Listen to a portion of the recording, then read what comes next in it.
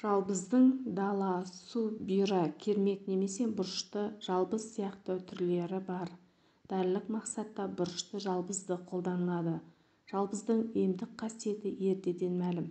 Тіпті халық арасында бұл өсімдік 101 ауруға ем деген сөз бар. Жалбыз өсімдігінің құрамында адам ағзасына пайдалы заттар мол.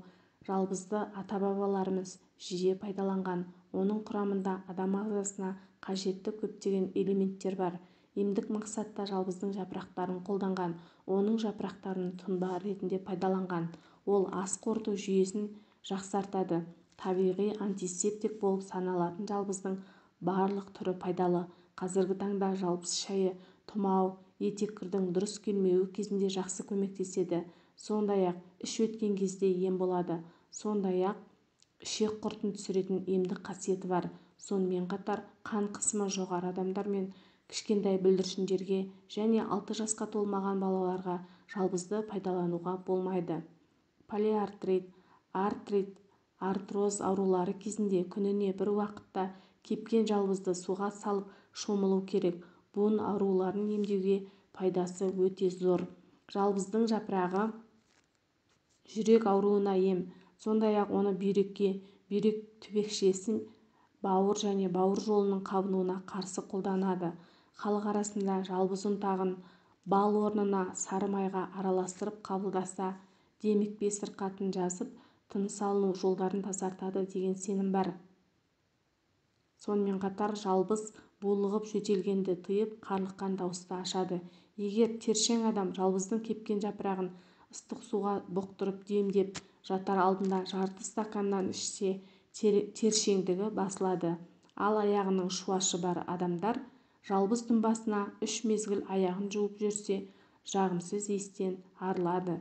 Денені шаюға қажетті тұнба әзірлеу үшін 25 грамм жалбыз жапырағын 1 стакан ыстық суға салып 20 минуттай тұндырып қояды. Халық медицинасында жалбызды бауыр мен өт қабының қабынуына, бүйрек пен іш өткенде, іш кепкенде, тұмауратқанда қолданады.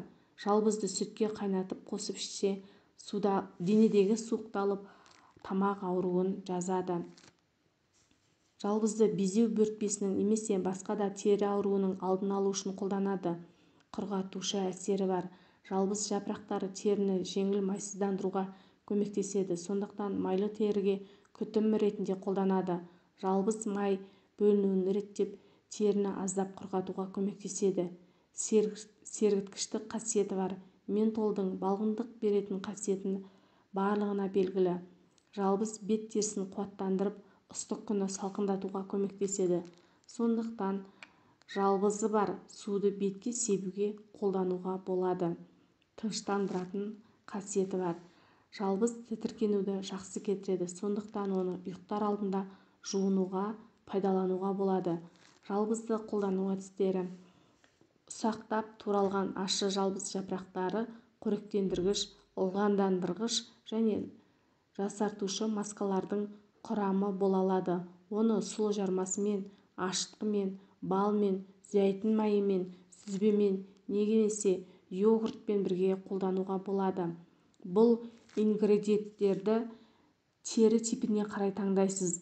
Жалбызы бар мұз текшелері қайнатпасын мұздатып қойсаңыз, ол сергітетін, ылғалдандыратын керемет құрал бола алады. Жалбызды мұз текшесімен бет терісін таңертең және кешкісін сүрту арқылы теріні тонусқа келтіруге, тесіктерді тарылтуға және беттің шырайын қайтаруға болады. Жалбыз тұнбасы: оны дайындау үшін жалбыз жапырақтарына қайнаған су құйып 1 сағатқа қалдыру керек. Тұнбаны бетке арналған лосьон ретінде немесе жуынатын құрал ретінде қолдануға болады. Жалбыз жапырақтары А, Д, Е, П, В тобының дәрумендеріне кальций, фосфор, калий, натрий, марганец, магний минералдарына және глицин қышқылдарына бай. Сонымен қатар бұл өсімдік сергітетін және емдейтін эфир майларына да бай. Сондықтан жалбызды тек тағамға ғана емес, бет терісіне күтім жасауға қолдану қажет. Жалбыздың косметологиялық қасиеттері өте жақсы. антисептикалық әсер береді. ащы жалбызды проблемалық терісі бар адамдарға қолдану ұсынылады. жалбыз керемет құрал болғандықтан оның қайнатпасын тоник немесе лосьон ретінде ойланбастан қолдануға болады. Оның гүлі мен жапырағында эфир майы, аскорбин қышқылы, глюкоза, каротин, рутин бар. Әсіресе әйел адамның ағзасына тигізетін әсеріне тоқталатын болсам, иммунитетті көтереді, стресс, депрессияға ем, тыныштандырғыш қасиеті бар, әрі ұйқысыздықпен күреседі. Іш қату, іш өту, іштің желденуі, асқазан ішек жолдарындағы ауырсыну, жүрек айну сынды ауруларға жақсы әсер етеді. Артық салмақтан арылтады, себебі холестерин мөлшерін төмендетеді. Ауыздан шығатын жағымсыз иіске қарсы, яғни бактерицидті әсері бар. Қан қысымын төмендетеді. Тұмау, бронхит сияқты жоғарғы тыныс алу жолдарының ауруларына көмектеседі. Шаштың құрамын жақсартады. Егер сізде қан қысымыңыз төмен болса, аллергияңыз болса, бала көтере алмай жүрсеңіз, онда қолдануға болмайды. Жүкті және емізулі аналарға күніне 1-2 кесе ішуге болады. Жалбызды дайындау түрлері өте көп. Дегенмен ең дұрысы таза балғын жалбыз жапырақтарынан шай дайындап ішу. Жалғыз өзін ғана емес, аз мөлшерде қара шай, көк шай, жалбыз, бал, лимон қосып жасасаңыз, дәмі керемет болады. Ұнаса лайк басып, арнамызға тіркелуді ұмытпаңыз.